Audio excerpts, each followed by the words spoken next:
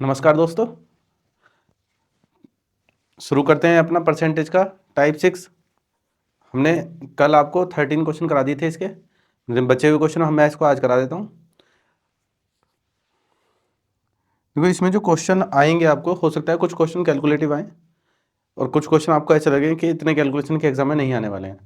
तो आपको ये माइंड में नहीं लाना है कि इतनी कैलकुलेशन के क्वेश्चन एग्जाम में नहीं आते हैं। एग्जाम में सभी कैलकुलेशन वाले सवाल आ सकते हैं जो जो आपके सामने आ रहे हैं, ठीक है ना। और ये सब प्रीवियस पेपर के ही क्वेश्चन है जो मैक्सिमम मैंने लिए हैं, तो घबराने की किसी भी क्वेश्चन से जरूरत नहीं है क्योंकि सारे क्वेश्चन के सॉल्यूशन मैं आपको प्रोवाइड कर रहा हूँ, ठीक है। देखते हैं हमारा 14 नंबर क्वेश्चन से। ये कह रहा है,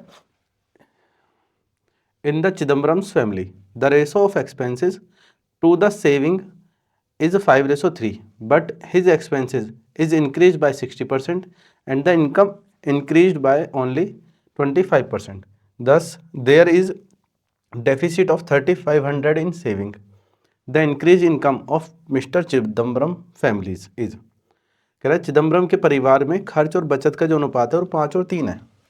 आपको पता होगा कि जो एक्सपेंसेस होता है खर्च और जो बचत होता है सेविंग, इनकम में से खर्चा होगा तब बचत होती है, तो टोटल जो होगा इसका इनकम होगा। उसने बोला है इनमें जो अनुपात है हमारे पास 5:3 है, तो आपको टोटल इनकम दिखाई दे जाएगी कितनी है 8, क्योंकि इन दोनों को जोड़ देंगे। उसने बोला है लेकिन उनके खर्च में 60% की वृद्धि होती है, तो एक्सपेंडिचर में 60% की वृद्धि हुई है, तो 60% का मतलब होता है 3/5। तो आप जब 5 का 3/5 कैलकुलेट करेंगे तो आपका 3 आ जाएगा, 3 आप इसमें ऐड कर देंगे तो आपके पास न्यू एक्सपेंडिचर आ जाएगा 8। उसने बोला है आय में 25% की वृद्धि होती है, तो इसका 25% बढ़ाना पड़ेगा, तो इसका 1/4 होता है 2 रुपये, इसमें जोड़ दोगे तो 10 रुपये हो गया। तो आपको पता चल गया कि पहले वाला एक्सपेंडिचर 5 था तो अब वाला एक्सपेंडिचर 3 है, 8 है, 3 बढ़ गया। पहले वाली इनकम 8 थी तो अब वाली इनकम 10 है। तो आप देखो एक्सपेंडिचर इतना, इनकम इतनी, तो खर्चा 2 रुपये हुआ। तो आप खुद देखें, जो हमारे पास एक्सपेंडिचर 8 है और टोटल इनकम 10 है, तो आप खुद देखें जो सेविंग है वो कम हो गई है। उसने यही बोला है इस प्रकार बचत में 3500 रुपये की कमी होती है। तो हमारे अनुसार जो बचत में कमी हुई है वो 1 है, 1 को वो बोल रहा है 3500। तो आपको जिसके बराबर पूछा उसकी गुणा करनी है। उसने पूछा है श्री चिदम्बरम के परिवार की बढ़ी हुई आय कितनी है, तो अब वाली आय है 10, तो आपको 10 के बराबर बताना है कितना होगा 35,000। यही हमारा आंसर होगा। आगे देखते हैं।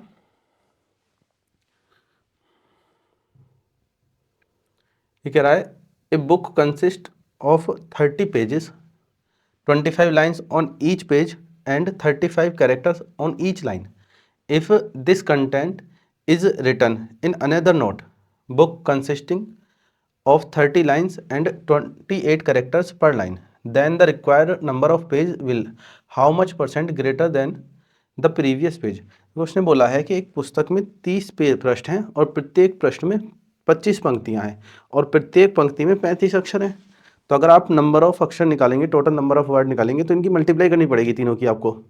उसने बोला है यदि यही सामग्री किसी अन्य नोटबुक में लिखी गई है, यानी कि जो सारा लिखा गया है या किसी और बुक में लिखा जा रहा है जिसमें पंक्ति तो 30 हैं और प्रति पंक्ति जो अक्षर हैं वो 28 हैं, तो पृष्ठों की संख्या आपसे पूछी है।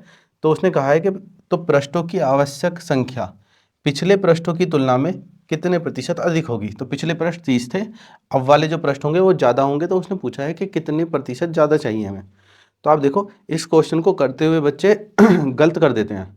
मैं आपको पहले गलती भी बताऊंगा कैसे होगी और इसे सही भी करके दिखाऊंगा, तो आप जुड़े रहना। देखिए आप देखें बोला है कि 30 पृष्ठ हैं हमारे पास और प्रत्येक पृष्ठ में 25 पंक्ति हैं और प्रत्येक पंक्ति में 35 अक्षर हैं, ठीक है। तो टोटल नंबर ऑफ अक्षर इतने आ जाएंगे आपके पास। उसने बोला है यही नोट हमें किसी और बुक में लिखना है जिसमें पंक्तियाँ तो 30 हैं और प्रत्येक पंक्ति में 28 तो अक्षर हैं, तो पेजों के नंबर पूछे हैं कितने हैं। तो हम पहले पेजों की संख्या निकाल लेते कितनी चाहिएगी। तो x मान लिया पेज। अब आप देखें 30 से 30 काटेंगे, ये हमारा टाइम एंड वर्क की तरह हो गया। आपको लग रहा होगा मैन डेज आवर वाले जो हमारा चैप्टर होता है उसकी तरह ही है। 7 से कटिंग करेंगे 4, 7 से कटिंग करेंगे 5, तो ये होगा 125/4। 125/4 बराबर x। देखो यहाँ तक आप क्वेश्चन करेंगे तो बिल्कुल ठीक होगा, लेकिन गलती जो होती है इसके बाद से शुरू होती है। बच्चा क्या देखता है इसमें, देखो एग्जाम प्रेशर अलग होता है। मैं ये नहीं कह रहा कि सभी बच्चे गलती कर देंगे, लेकिन मैक्सिमम बच्चे गलती कर देते हैं। यहाँ पर आने के बाद वो क्या करेंगे, इसकी कटिंग कर देंगे, ये 31.25 आ जाएगा। तो हमारे पास पता चला एक्स की वैल्यू 31.25 है। तो पहले कितने थे पेज? 30। तो कितने पेजों की ज़्यादा आवश्यकता होगी? तो आप कहेंगे 1.25 पेज। तो 1.25 पेज ज़्यादा चाहिए इस पर 30 पर। ये कितना परसेंट है, उसने परसेंटेज ही पूछा है आपसे। और देखो अच्छी बात ये है कि हम इसे गलत कर रहे हैं और आंसर मिल जाएगा फिर भी ऑप्शन में। आप डेसिमल हटाएंगे 2 जीरो, 5 से कटिंग करें 6, 5 से घटी से 25। तो जब आप 25/6 लिखेंगे तो ये हो जाएगा 4.166। भाई 6 चौक 24, एक बचेगा तो 16 सही 2/3 होता है 1/6 की वैल्यू। तो 4.166। देखो आपको आंसर ये मिल रहा ऑप्शन में, जबकि ये हमने गलत कर दिया। गलत क्यों कर दिया? आप देखिए हमारे पास क्या आया था, ये गलत है पूरा पूरा, ठीक है ना। हमारे पास आया था x की वैल्यू 125/4। बस यहाँ जो डिवाइड किया आपने वही गड़बड़ हुई है। आप देखिए हमारे पास क्या चाहिए, हमें हमें पेज लेने हैं, पेज, हमें पेज लेने हैं, हमें पेजों की संख्या लेनी है। तो जो पेजेस हैं वो आप देखें, अगर मेरे पास कोई भी एक अक्षर दूसरे पेज पे चला गया तो मुझे पूरे पेज की ही आवश्यकता पड़ेगी। ऐसा नहीं है कि मैं आधा पेज ले लूँगा। आप देखिए मेरे पास पहले 30 पेज थे, जब मैं इसे डिवाइड कर रहा हूँ तो डिवाइड करके 31.25 आ रहा है, या फिर आप 31 ही छोड़ दीजिए, 31 पॉइंट छोड़ दीजिए, तो 31.25 आ रहा है। तो पहले तो 30 पेज चाहिए थे, तो अब की बार 31.25 पेज नहीं चाहिए आपको। 31.25 तो नहीं चाहिए आपको, 32 पेज चाहिए पूरे, क्योंकि डेसिमल में जो जा रहा है उसका मतलब पूरा ही पेज लेना होगा। देखो अगर ये डेज वाला होता है, MDH वाला, डेज वाला, तो डेज आ सकते थे डेसिमल में। अगर मैन और वोमेन की बात कर रहा होता तो वो भी मैन वोमेन भी डेसिमल में नहीं आ सकते, उन्हें कंप्लीट नंबर ही लेना पड़ेगा। सेम यही चीज़ है, पेज जो आएंगे वो भी कंप्लीट ही आएंगे, ऐसा नहीं है आधा पेज ले लेंगे।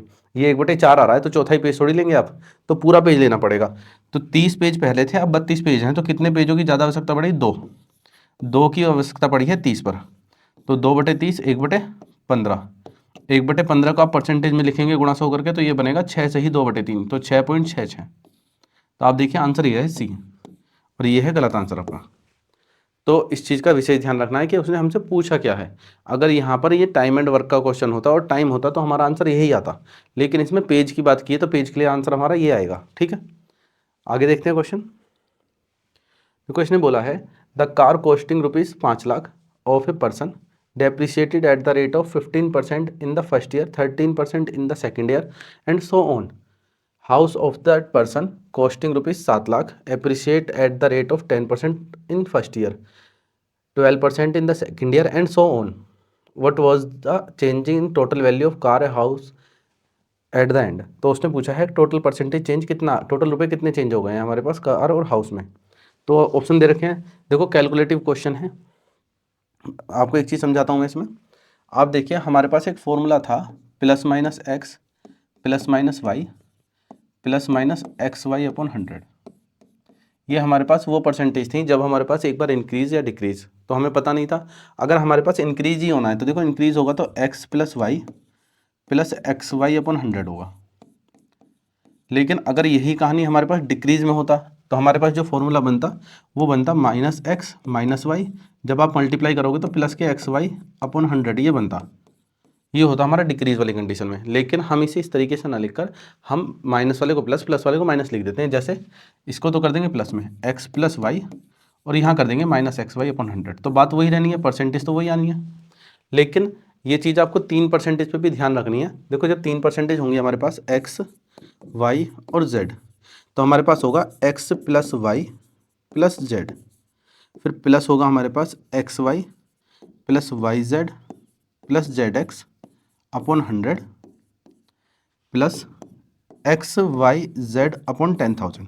ये हमारी कंप्लीट परसेंटेज निकालने के लिए, अगर हमारे पास 3 वेरिएबल दे रखे हैं, तो अगर 3 परसेंटेज दे रखी हैं और इंक्रीज की बात कर रहा है, अब 3 परसेंटेज दे रखे हैं, डिक्रीज की बात कर रहा है, तो उसमें आप देखिए क्या करना है हमें, x + y लिख देता हूँ मैं, x%, y% और z%। तो x + y + z, उसके बाद हमारे पास होगा -xy -yz -zx/100 और प्लस xyz/10,000। तो ये डिक्रीज वाली कंडीशन में है, जब कमी होगी, और ये हमारा इंक्रीज वाली कंडीशन में है जब वृद्धि होगी। तो ये फॉर्मूला आपको कंपाउंड इंटरेस्ट में भी समझाया जाएगा बहुत अच्छे से, ठीक है। और इस फॉर्मूले का मैं एक छोटा सा प्रूफ भी डाल दूंगा आपको बाद में, फिलहाल आपको ये फॉर्मूला याद रखना है क्योंकि हम सवाल कर रहे हैं। तो आपको ये ध्यान रखना है, परसेंटेज का जोड़ करना है, X Y Y Z Z X upon 100 होगा, एक्स वाई जेड अपॉन 10,000 होगा। ये जो वैल्यू आएगी ये परसेंटेज चेंज आएगा, टोटल ओवरऑल परसेंटेज। देखो ये फॉर्मूला भी ओवरऑल परसेंटेज का था, ये फॉर्मूला भी हमारा ओवरऑल परसेंटेज का है, तो ये भी परसेंटेज का ही फॉर्मूला है। देखने में आपको फॉर्मूला बड़ा लग रहा होगा, लेकिन हम डायरेक्ट अप्लाई करेंगे तो ज़्यादा लेंदी नहीं है। हालांकि क्वेश्चन लेंदी है थोड़ा सा क्योंकि कैलकुलेटिव है। करते हैं क्वेश्चन कोशिश। देखो एक कार है हमारे पास, उसने बोला है एक car costing 5 lakh of a person depreciated at the rate of 15% in the first year, 13% in the second year and so on. यानी कि सो ऑन का मतलब 15%, 13%, फिर 11%, और आगे जाओगे तो 9%, 2% डिक्रीज होता चला जाएगा। कह रहा house that person costing 7 lakh appreciated at the rate of 10% in the first year, 12% in the second year. अब के बाद एप्रिशिएट हो रहा है, कि बढ़ाया जा रहा है। तो पहले साल 10% है, फिर 12% है, फिर हो जाएगा 14%, फिर 16%, ऐसे चलेगा। कह रहा है what was the changes in total value of car house at the end of 3 year. 3 years में बताना है क्या चेंज होगा। किसी व्यक्ति की कार की कीमत में 5 लाख रुपए की, 5 लाख रुपए है कार की कीमत। तो देखो कार हमारे पास है एक तरफ है हमारे पास, चलो कार की वैल्यू लिख देते हैं, कार की कीमत है 5 लाख, और कार में जो हो रही है कमी, कार में कमी हो रही है पहले में 10%, परसेंटेज लिखते हैं 10%, सॉरी पहले में 15%, फिर 13%, फिर हो रहा है हमारे पास कम हो रहा है 2 फिर 11%। ये तो हो गई कार की बात। दूसरी कंडीशन में उसने कहा है कमी हो रही थी उसके, उस व्यक्ति का घर 7 लाख रुपए की लागत है, उस व्यक्ति के घर में 7 लाख रुपए की लागत है घर की, और उस पर 10% की वृद्धि हो रही है, फिर 12% की सराहना की गई है, सराहना मतलब वृद्धि, फिर उसके बाद 14% की। देखो मैं 3% क्यों लिख रहा हूँ, क्योंकि उसने हमसे 3 साल की बात की थी, हम पढ़ चुके थे क्वेश्चन एक बार इंग्लिश में, तो उसने 3 बार की 3 साल की बात की थी, तो मैंने 3% लिख दिया। अब इन तीनों का कंबाइंड परसेंटेज दिखाना है हमें 3 साल में क्या दिक्कत होगी। आप देखो सवाल भी हमें कभी कभी समझाने की बातें करते हैं कि अगर हम नौकरी पर लग जाते हैं, जॉब पर लग जाते हैं, बच्चे क्या करते हैं स्टेटस लगा रहे हैं, कोई गाड़ी में घूम रहा है, कोई कुछ घूम रहा है, कोई पैसे कमा रहा है, तो आप देखिए कार की वैल्यू तो हर साल कम होती जा रही है और घर की वैल्यू हर साल बढ़ती जा रही है। तो सबसे पहला काम आपका होगा, नौकरी लगे तो अपना घर लें, घर है तो उसके बाद पहले घर वालों की मदद करें, उसके बाद ऐसी दिखाने वाली शोबाजी वाली चीज़ें खरीदें। जो कार है जो तो डेप्रीशिएट हो जाएगी हर साल, घर खरीदेंगे तो घर की कीमत बढ़ेगी। तो पैसा इन्वेस्ट करें तो घर में करें, ना कि कार में। फॉर्मूला देखते हैं क्या था हमारे पास, तीनों परसेंटेज का योग करेंगे, 13, 15, 28 और 11, 39, 28 और 11 हो गया 39, प्लस आप देखो हमारे पास ये कमी हो रही है, कमी वाले में हमारे पास यहाँ पर जो आया था ये कमी वाला है, तो यहाँ माइनस था फिर प्लस था। तो आपको क्या करना है, X Y Y Z Z X, आप इसको ये भी लिख सकते थे X plus Y plus Z, minus यहाँ लिखिए X Y plus Y Z plus Z X upon 100। तो इन तीनों को जोड़ने के बाद भी माइनस लगा सकते थे, ये एज इट इज आ जाएगा आपका plus X Y Z upon 100, वो 10,000, एक्स वाई जेड अपॉन 10,000। देखिए अब हमें क्या करना है, X Y Y Z Z X, तो माइनस करना है इसमें से। तो देखो 13 पंद्रह होता है हमारे पास 195, 11 13 होते हैं 143, प्लस 11 15 होता है 165। तो हमारे पास देखो 16 और 19, 35, 350, 360, 360 और 14 होते हैं हमारे पास, 360 हो जाएगा 500, तो ये हो गया 503 बटे 100 था, तो ये हो गया हमारे पास 5.39, माइनस करना है 5.03। अब हमारे पास क्या रह गया, बस इन तीनों की मल्टीप्लाई रह गई है। देखो अभी हमारे पास आंसर नहीं आने वाला है इससे डायरेक्ट, हमें ये परसेंटेज मिलेगी, उस परसेंटेज को हमें 5 लाख पे कैलकुलेट करना है, फिर उन दोनों का डिफरेंस लेना है। तो थोड़ा सा कैलकुलेटिव है, पेशेंस रखना है। आप देखिए तीनों की मल्टीप्लाई करनी है, तो इन दोनों की मल्टीप्लाई करिए आप, तो 11 गुणा 13 होता है हमारे पास 143, इसमें गुणा करनी है 15 की, क्योंकि हमें बटे 10,000 करना है। तो 15 तिया होंगे 45, और 15 गुणा 14 होता है 210, तो 210 और 4 214 बटे 10,000, तो ये हो गया हमारे पास प्लस के 0.2145। आप देखिए ये तो 0.3 था, ये माइनस होगा तो 18 हो जाएगा पॉइंट में, 21 में से 3 जाएगा 18, 45 एज इट इज जाना है, 5 को आप माइनस करेंगे 39 में तो ये हो जाएगा 34। तो आपको ये परसेंटेज निकालनी है किस पर, ये कैलकुलेट करना है 5 लाख पर। जब आप 5 लाख पर इसे कैलकुलेट करेंगे तो 2 जीरो से तो परसेंटेज हट जाएगी, गुणा करनी है ना। अब इन 3 जीरो से डेसिमल हटेगा तो डेसिमल एक अंक बाद आएगा। अब आपको क्या करना है, 5 की गुणा करनी है इसमें, तो 5 की गुणा करें या फिर आधा कर दें, बात एक ही रहनी है। 34 का आधा करेंगे आप 17 हो जाएगा, 18 का आधा 9 हो जाएगा, इसका 22.5 हो जाएगा, या फिर 5 की गुणा कर लीजिए, 45 पंजे होता है हमारे पास 22.5, तो 2.5 हो गया। अब 18 पंजे 90 और 2 92 हो जाएगा, और 34 पंजे 170 हो जाएगा। ठीक है जी, 170,922.5 ये इसकी वैल्यू आ चुकी है जो डेप्रिसिएट हुआ है टोटल मिलाकर। अब तो हमें क्या देखना है, देखो 10 और 12 22, 22 और 14 होते हैं 36, 36 प्लस इन दोनों की गुणा करेंगे हम तो ये हो जाएगा 120, इन दोनों की गुणा करेंगे हम तो ये हो जाएगा हमारे पास 168, इन दोनों की गुणा करेंगे तो 140, जोड़ देते हैं तो 12, देखो 16 और 14 होते हैं 30, 30 और 12 42, तो ये 428 बनेगा, अपोन में 100 रहेगा तो 4.28 हो जाएगा, प्लस इन तीनों की मल्टीप्लाई करते हैं तो 12 गुणा 14 168 होता है 1680, 1680 है, और बटे में 10,000 होने वाला है, तो 10,000 होने वाला है तो 0 से 0 कैंसिल, 3 अंक बाद डेसिमल आ जाएगा हमारे पास, तो हमारे पास हो गया 36 और 4 40.28 था, और ये हमारे पास 0.168 होगा, तो आप देखेंगे कि हो जाएगा 40.448। ठीक, अब ये परसेंटेज की वैल्यू आई है, ये परसेंटेज हमें निकालना है 7 लाख पर, तो आप 7 लाख पर इसे कैलकुलेट करेंगे, तो 0 से परसेंटेज हट जाएगा, इन 3 0 से डेसिमल हट जाएगा, नहीं डेसिमल नहीं आनी है, तो 48 सत्ते करिए आप 336 होगा, 36 3 कैरी हो गया, 7 चौक 28 और 3 31 हो जाएगा, और ये 7 चौक 28 हो जाएगा। ठीक है जी, तो हमारे पास हो गया 28 31 36। अब इसमें से इसे माइनस करना है, आप देखिए टोटल 5 लाख पर तो इतनी कमी हुई है, टोटल 7 लाख पर इतनी वृद्धि हुई है, तो आपको खुद पता चल रहा होगा कि वृद्धि ज़्यादा आएगी तो आंसर डिक्रीज तो आना नहीं है, तो ये ऑप्शन नहीं आना है और ये ऑप्शन नहीं आना है, आप डायरेक्ट अब कर सकते हैं, इससे हमारा एक्यूरेट वैल्यू आ जाएगी। अब आपको माइनस करना पड़ेगा इसमें से 170 922, 170 922.5। ठीक है, हमने यही लिख दिया, माइनस करना है इसमें से। आप देखें 0.5 हो जाएगा यहाँ, तो यहाँ 35 में से 22 जाएगा तो 13 बचेगा। ठीक है, उसके बाद 9 जाएगा, 31 में से 9 जाएगा तो 22 बचेगा, 28 में से 17 जाएगा तो 11 बचेगा, तो माइनस कर दिया हमने, तो 11 22 13, आप देखो 11 22 और 14 अप्रोक्स दे रखा है सी आंसर, तो आप इसे कमांड करें और अच्छे से करें, ये क्वेश्चन बहुत जल्दी हो जाएगा, ज़्यादा लेंदी नहीं है क्वेश्चन ये। ठीक है ना, तो थोड़ा सा कैलकुलेटर आपको लग रहा होगा, आगे देखते हैं, चीज़ें याद रखें, फॉर्मूला याद रखें, डायरेक्ट क्वेश्चन हो जाएगा। आगे देखिए क्वेश्चन को देखते हैं, ये कह रहा है in an election only two candidates contested, 20% of the voter did not vote and 120 votes were declared invalid. The winner got 200 votes more than his opponents, thus he scored 41% votes of the total voters on the voter list. Percentage votes of the defeated candidate out of the total vote casted. तो इसने आपसे last line में भी एक चीज़ पूछी है, देखो इस क्वेश्चन को आप पूरा कर लेंगे, लास्ट की लाइन अगर अच्छे से नहीं पढ़ेंगे तो आंसर गलत लगा देंगे।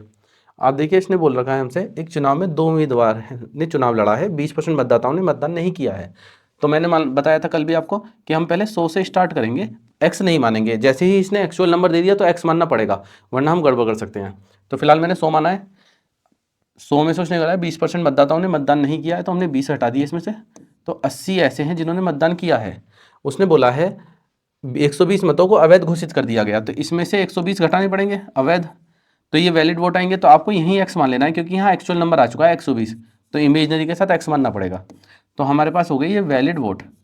आपको बताया था वैलिड वोट जो होते हैं हमारे पास वो विनर और लूज़र का टोटल होगा, तो ये टोटल है विनर प्लस लूज़र का। अब उसने बोला है विजेता ने को अपने विरोधियों से 200 मत अधिक मिले हैं, यानी कि जो विनर और लूज़र का डिफरेंस है वो 200 का दे रखा है। इस प्रकार उसे मतदाता सूची में कुल मतदाताओं को 41% मत प्राप्त किया है। तो विजेता जो है, विजेता ने कुल मतदाताओं का 41% मिले हैं, तो इसे मिल गए 41x। अब देखें टोटल तो हमारे पास है विनर का और लूज़र का है हमारे पास 80x plus 80x minus 120, 41 minus करोगे इसमें से आप तो ये हो जाएगा हमारा 39x माइनस 120, तो ये हो गया लूज़र, ये हो गया विनर, इन दोनों का डिफरेंस उसने दे रखा है 200। ठीक है, अब उसने हमसे x की वैल्यू निकालते हैं पहले। आप देखो 41 में से 39 जाएंगे तो 2x, ब्रैकेट हटाओगे तो प्लस का होगा, उधर जाके माइनस हो जाएगा, तो ये हो गया हमारे पास 80, तो x बराबर आ गया आपके पास 40। अगर आपसे 100x पूछा होता तो आप 4000 इसमें से देख लेते, लेकिन आप देखें लास्ट की लाइन में क्या पूछा है, डाले गए कुल मतों में से पराजित उम्मीदवार के मतों का प्रतिशत बताइए कितना है। तो पराजित उम्मीदवार देखना है पहले, तो पराजित उम्मीदवार है 39x माइनस 120, या फिर 41x से निकालें, उसमें से 200 माइनस कर दीजिए, तो आप देखो इसका 41x निकालेंगे तो इसका 41 गुना करेंगे, तो इसका 41 गुना हो जाएगा हमारे पास 4 एकम 4, 4 चौक 16, तो 1640 हो जाएगा।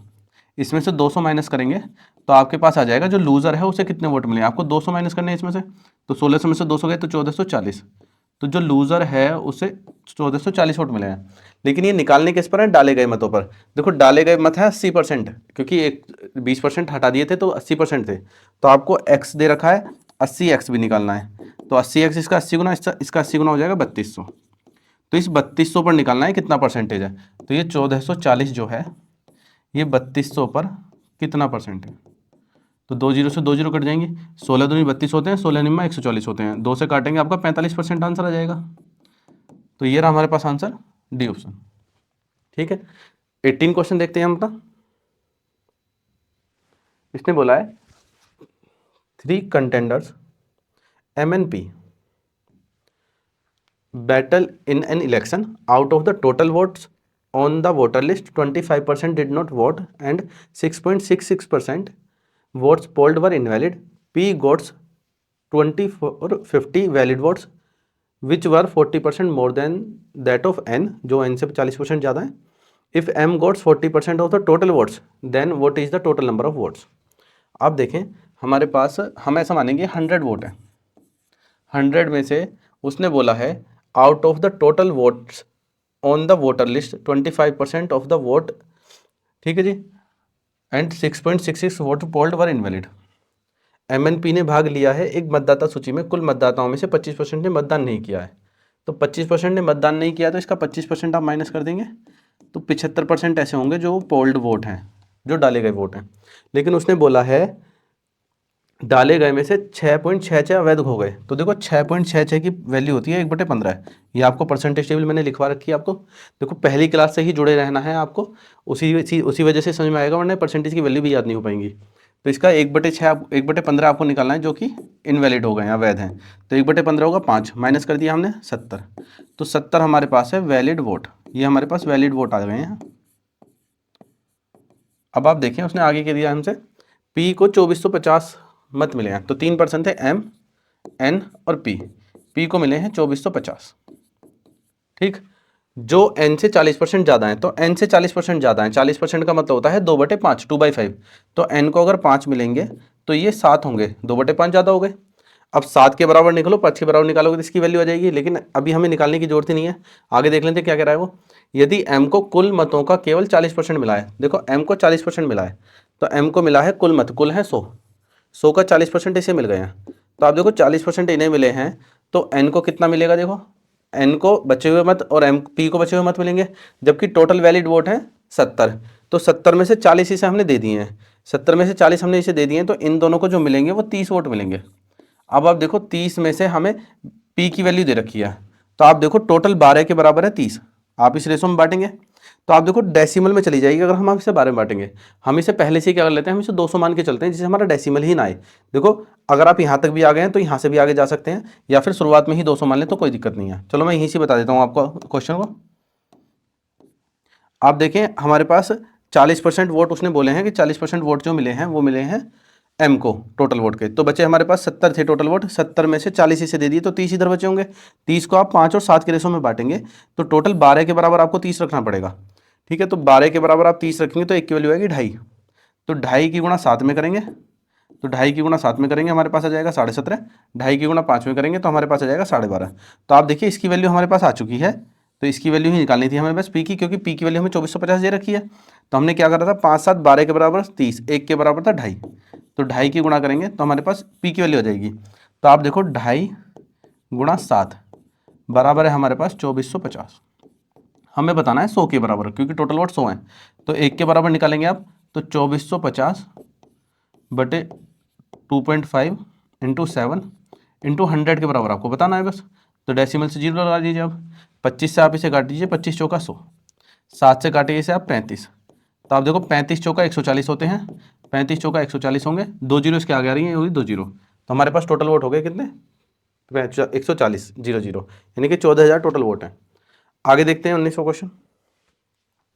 देखो ये क्वेश्चन देखने में बड़े हैं, जैसे क्वेश्चन होते हैं नाम बड़े दर्शन छोटे, तो देखने में बड़े हैं लेकिन आसान ही क्वेश्चन है, बस आपको एक बार पढ़ना है, बस आपको लैंग्वेज अच्छे से पढ़नी है। देखो क्वेश्चन की लैंग्वेज अगर आप अच्छे से समझे तो बड़े से बड़ा क्वेश्चन आसानी से हो जाएगा।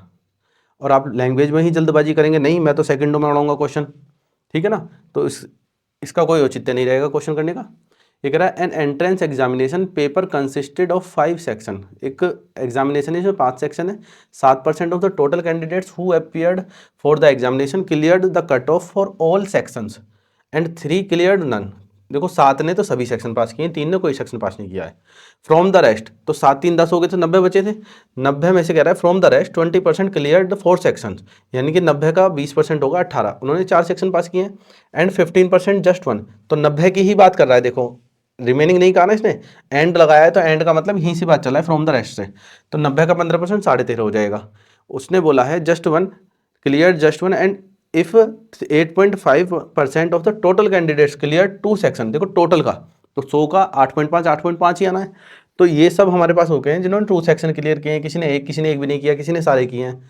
उसके बाद जो बचा है उसने बोला है एंड 550 स्टूडेंट क्लियर 3, तो जो रिमेनिंग है वो 3 वाले 550 बचे हैं। तो हम क्या करते हैं 100 पे परसेंटेज निकालते चलते हैं, उनका सबका टोटल करेंगे, जो बचे हैं उन्हें 3 के बराबर रख देंगे, तो हमारा आंसर आ जाएगा। उसने टोटल नंबर ऑफ कैंडिडेट्स पूछे हैं।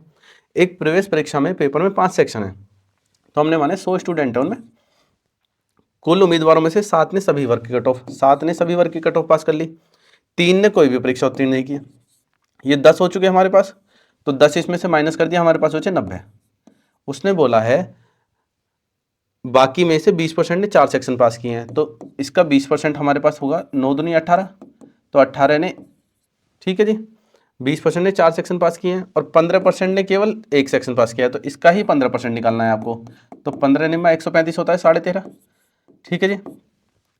और उसने कहा है यदि कुल उम्मीदवारों में से 8.5% ने 2 वर्ग उत्तीर्ण किए हैं, तो कुल 100 थे, 100 का 8.5% हो 8.5, तो ये हमारे पास आ चुके हैं जो इसने परसेंटेज में दे रखे थे। तो जोड़ लेते हैं सबको, 8.5 13.5 22, 22 18 40, 40 और 10 50, तो 50 स्टूडेंट हम ले चुके हैं इसमें से 100 में से, तो बचे हुए कितने होंगे 85 ही तो होंगे। तो 50 स्टूडेंट बचे थे, जो कह रहा है 550 ने छात्रों ने 3 को उत्तीर्ण किया है, 3 सेक्शन को, तो 50% के बराबर है 550। तो आपको 100% निकालना है, क्योंकि टोटल स्टूडेंट कितने थे, कुल उम्मीदवार 100 माने थे हमने, इसने यही पूछा है, तो परीक्षा में शामिल होने वाले उम्मीदवारों की कुल संख्या, तो 100 के बराबर बताना है। तो आप देखो इसका दुगना है तो इसका दुगना हो जाएगा 1100 आंसर। आगे देखते हैं क्वेश्चन नंबर 20। क्वेश्चन आसान है, बहुत ही आसान है, एक ही क्वेश्चन इसमें कैलकुलेटिव था जिसमें मैंने आपको फॉर्मूला बताया है। कह रहा है the cost of packaging of oranges is 40% of the cost of fresh oranges themselves.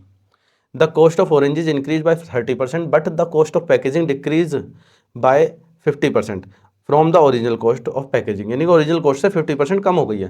Then find the packaging, find the percentage change of the cost of packed orange if the cost of packed orange is equal to the sum of the cost of fresh oranges and the cost of the packaging. जो cost है packaging की और fresh orange है उनको मिलाकर हमारे पास total cost बनेगी। आप सिंपल देखें, हमारे पास फ्रेश ऑरेंज है और पैकेजिंग है, इन दोनों को ऐड करने के बाद ही टोटल कॉस्ट बनती है। अगर वो इस लाइन को नहीं बोलता तो भी हम इस सवाल को इसी तरीके से ही देखते। हिंदी में भी देख लेते हैं, संतरे की पैकेजिंग की लागत खुद संतरे की कीमत का 40% है। देखो संतरे की जो कीमत है वो हमने 100 मान ली, तो पैकेजिंग की लागत 40 हो गई, तो टोटल कॉस्ट हो गई हमारे पास 140, ठीक है जी। उसने बोला है लेकिन पैकेजिंग की लागत मूल लागत, आगे देखते हैं 40% है, यहाँ से देखते हैं संतरे की कीमत में 30% वृद्धि हो जाती है। संतरे की कीमत 30% बढ़ गई है, तो संतरे की कीमत होगी 130, ठीक। आगे उसने बोला है पैकेजिंग की मूल लागत से 50% कम हो जाती है, लेकिन पैकेजिंग की जो लागत है वो मूल लागत से 50% कम हो गई, तो इसका 50% 1/2 कम करोगे तो 20 हो गई। तो अब जो टोटल कॉस्ट आ रही है वो 150 आ रही है, पहले वाली जो टोटल कॉस्ट आ रही थी वो 140 आ रही थी। उसने बोला है तो पैक किए गए, तो हमें बताना है तो पैक किए गए संतरे की कीमत का प्रतिशत परिवर्तन, तो कितना परिवर्तन हुआ है। आप कहेंगे 10 ज़्यादा हो गया है, किस पर, 140 से, तो कितना परसेंट ज़्यादा हुआ है ये बताना है। तो 1/14 गुणा 100 करना है, तो 14 7 98 7.14 हमारे पास आज आंसर आ जाएगा बी ऑप्शन, ठीक है। आगे देखते हैं क्वेश्चन नंबर 21। ये कह रहा है Mittal wants to sell his steel plant based in Mumbai, both JSW and Tata wants to purchase it because of the other benefits associated with it. The price of Mittal steel plant is 50% more than the JSW assets and 100% more than the Tata assets. If JSW and Tata decided to merge to combine their assets in order to acquire this plant, यानी कि इसको खरीदने के लिए वो मर्ज हो गए हैं, कह रहे then the price of Mittal would be approximate what percentage of these assets. तो इनकी एसेट्स का बताना है, जो इन्होंने मित्तल प्लांट्स खरीदा है वो कितना परसेंट है इनकी दोनों का एसेट्स का। मुंबई, JSW और टाटा। मुंबई, एक तो मित्तल है हमारे पास मुंबई में, मित्तल, JSW और टाटा। ये JSW और टाटा जो है इन दोनों को, ये दोनों मिलकर मित्तल प्लांट्स को खरीदना चाह रहे हैं। उसने बोला है मित्तल स्टील प्लांट की कीमत JSW स्टील प्लांट से 50% अधिक है, इससे 50% ज़्यादा है जी। तो इससे 50% ज़्यादा है, अगर मैं इसे 4 मान लूँ तो ये 6 हो जाएगा। अब उसने आपसे बोला है कि और टाटा की संपत्ति का 100% अधिक है, तो टाटा से 100% अधिक है, तो टाटा का दुगना होना चाहिए 100% अधिक है, यानी कि टाटा 3 होगा, हो गया 100% ज़्यादा। अब आप देखिए ये दोनों मिलकर इसे खरीदना चाह रहे हैं, तो हमें बताना है कि जो मित्तल प्लांट है वो JSW टाटा का कितना परसेंट होगा। तो 6 जो है इस टोटल 7 का कितना परसेंट है, बस इतना सा पूछा है आपसे। तो 6/7, 1/7 आपको लिखवाया है मैंने कि 14 से ही 2/7 होता है। 6/7 आपको लिखवाया है, 85 से ही 5/7 होता है, तो 85.71428 आपको ये चीज़ लिखवा रखी है मैंने। तो ये परसेंटेज याद होनी चाहिए, तभी आप इसको डायरेक्ट कर पाएंगे। हालांकि आप देखिए क्वेश्चन की लैंग्वेज कितनी अजीब सी थी, और क्वेश्चन में केवल 2 लाइन का सवाल है बस। सवाल को अच्छे से पढ़ें और फिर करें, बड़े आराम से क्वेश्चन हो जाएगा। इस क्वेश्चन को देखते हैं। ये कह रहा है an ugly spat between 2 son of a business tycoon led to the division of the company into 2 pieces while the elder son got hold of the 45% of the stake in the company and $5.5 billion worth assets. The younger son gets $3.5 billion worth of the assets and the leftover stake in the company. If the current value of the stake is $30 billion, which son is richer and by how much. तो उसने पूछा है दोनों बेटों में से कौन सा रिचर है और कितना ज़्यादा रिच है, उनका डिफरेंस पूछा है, यानी कि दोनों बेटों को जो संपत्ति मिल रही है उनका डिफरेंस। एक बिजनेस टाइकून के 2 बेटों के बीच बदसूरत विवाद में एक कंपनी ने 2 टुकड़े कर दिए हैं, जबकि बड़े बेटे को कंपनी की 45% हिस्सेदारी मिलती है और $5.5 बिलियन की संपत्ति मिली है, यानी कि उसको 45% भी मिलेगी और $5.5 बिलियन भी मिलेगा। छोटे बेटे को $3.5 बिलियन मिलेगा और बची हुई मिली कंपनी की हिस्सेदारी मिलेगी। कह रहे यदि दाव का वर्तमान मूल्य 30 बिलियन है, यानी कि कंपनी में जो हिस्सेदारी है टोटल 30 बिलियन है, तो आप देखो यहाँ से सवाल शुरू होगा, हमारे पास 30 बिलियन की संपत्ति है। अब आते हैं यहाँ पर, जबकि बड़े बेटे को कंपनी में से 45% हिस्सेदारी मिलेगी, तो इसका 45% बड़े बेटे को देना है।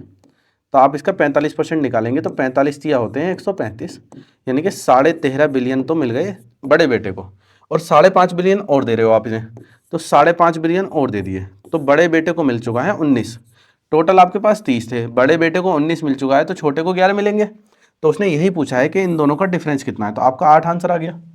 तो आपको इसमें क्वेश्चन में ज़्यादा कैलकुलेशन की जरूरत नहीं थी, क्वेश्चन को पढ़ना था, देखना था कहाँ से पकड़ना है और वहीं से सवाल हो जाएगा। देखो आप, ये क्वेश्चन भी हमारा काफ़ी लेंथी है, लेकिन 3 लाइन का सॉल्यूशन है इसका मात्र। आगे देखते हैं, ये हमारा टाइप 6 का लास्ट क्वेश्चन है, इसके बाद हम टैक्स वाले सवाल करेंगे कल। देखते हैं, कह रहा है at the college entrance examination each candidate is admitted or rejected according to the whether he passed or failed the test of the candidates who are really capable 80% pass the test and of the incapable 25% pass the test. Given that 40% of the candidate are really capable, the portion of capable college student is about, देखो capable student जो थे वो ऊपर रखने हैं और जो total में कैपेबल आए हैं उसको नीचे रखना है। इसका ही रेशो पूछा है उसने, लेकिन ये रेशो पूछा है लेकिन आंसर परसेंटेज में है, तो हमें इसके आगे 100 की गुणा और करनी पड़ेगी, तो हमें परसेंटेज पता चल जाएगा। पढ़ते देखो क्वेश्चन को हिंदी में। कॉलेज की एक प्रवेश परीक्षा में प्रत्येक उम्मीदवार को प्रवेश दिया जाता है या अस्वीकार किया जाता है, या तो प्रवेश दिया जाएगा या फिर अस्वीकार कर दिया जाएगा, चाहे वे परीक्षा में उत्तीर्ण हो या असफल हो। उन उम्मीदवारों में से जो वास्तव में सक्षम है, तो आपको पता ही नहीं है वास्तव में सक्षम कौन है, अभी आगे पढ़ते हैं उसके बाद पता चलेगा सक्षम कितने हैं। जो वास्तव में सक्षम है 80% टेस्ट पास करते हैं। जो अक्षम लोग हैं, यानी कि असक्षम भी बोल सकते हो, लोगों में से 25% टेस्ट पास करते हैं। अभी आपको सक्षम और असक्षम पता ही नहीं है, उसने हमें बोल दिया कि सक्षम में से 80% पास कर रहे हैं और जो असक्षम थे उसमें से 25% पास कर रहे हैं। पहले हमें पता तो चले कि सक्षम कितने हैं, असक्षम कितने हैं। जब सक्षम पता चलेगा तभी हम उसका 80% निकाल पाएंगे, तो ये हमें पता चलेगा अगली लाइन से। उसने कहा है यह देखते हुए कि 40% उम्मीदवार वास्तव में सक्षम है। तो आपका क्वेश्चन शुरू होगा यहाँ से कि हमारे पास 100 टोटल है, जो हमारे पास कैपेबल है वो हमारे पास 40% है, और जो इनकैपेबल हैं वो हमारे पास 60% है। टोटल 100 माने थे, 40 और 60 हो गया। अब आप क्वेश्चन करेंगे यहाँ से उन उम्मीदवारों में से जो वास्तव में सक्षम है। 80% टेस्ट पास करते हैं, तो इसका 80% ने टेस्ट पास किया है, तो इसका 80% होगा 32। और जो असक्षम लोग थे उसका भी 25% ने टेस्ट पास किया, 25% होता है 1/4, यानी 15 ने टेस्ट पास किया। तो टोटल जो टेस्ट पास कर पा रहे हैं वो टोटल कर पा रहे हैं हमारे पास 47, और जो सक्षम लोग हैं वो हैं हमारे पास 42। उसने हमसे पूछा था तो सक्षम छात्रों का अनुपात लगभग कितना है, तो देखो अनुपात तो ये है 32 और टोटल पे 47 है, लेकिन इसे परसेंटेज में निकालना है। आप इसे इंग्लिश में पढ़ेंगे तो इंग्लिश में इसकी लैंग्वेज ज़्यादा अच्छे से दे रखी है। लास्ट लाइन में कह रहा है the portion of capable college student is, तो कॉलेज के कैपेबल स्टूडेंटों का पोर्शन कितना है, तो कैपेबल स्टूडेंट है 32, टोटल है 47। अब आपको इसकी कटिंग करनी है। देखो जब ये नीचे प्राइम नंबर है तो टेबल आपको पढ़ना ही पढ़ना पड़ेगा। तो 47 से मैं काटता हूँ इसे, 47 सिक्का 47 थी 141 दिन 282 होगा, 282 के बाद हमारे पास 18 20 38 बच जाएगा, 38 के बाद हो जाएगा 380। तो 47 6 से आपको आंसर दिख जाएगा, देखो ये रहा।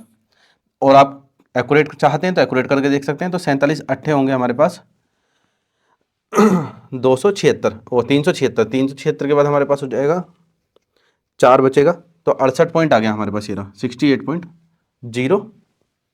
फिर हमारे पास 4 बचेगा ना, 0 लगानी पड़ेगी और 8 बार ही कटिंग होगी इसकी, तो 68.08। ठीक है, तो उम्मीद है आपको समझ में आया होगा आज का सेशन। हमने आज टाइप 6 भी फिनिश कर लिया है, अब हम टाइप 7 पे आने वाले हैं, फिर हमारी परसेंटेज ऑलमोस्ट फिनिश हो जाएगी। टाइप 7 होने के बाद मैं आपको कुछ क्वेश्चन अलग से भी सेपरेट कराने वाला हूँ परसेंटेज के, और जीडी का प्रैक्टिस सेट हमारा कल से आना शुरू हो जाएगा, क्योंकि आज तो मैंने, हालांकि सारी चीज़ें मुझे खुद ही करनी पड़ती हैं, टाइपिंग भी और सारी चीज़ें, तो इसी वजह से समय लग रहा है, वरना मैं आपको पहले से ही क्वेश्चन करा देता। आप परसेंटेज को बड़े अच्छे से करिए, और जो जीडी की तैयारी करने हैं वो मेरे प्रीवियस पेपर ज़रूर देखें, और जो मैं मैथ पढ़ा रहा हूँ वो आपका जीडी में आपको बहुत सारे हेल्प मिलने वाली है उससे। परसेंटेज तो उससे बाहर कभी जाएगी ही नहीं, आप देख लेना।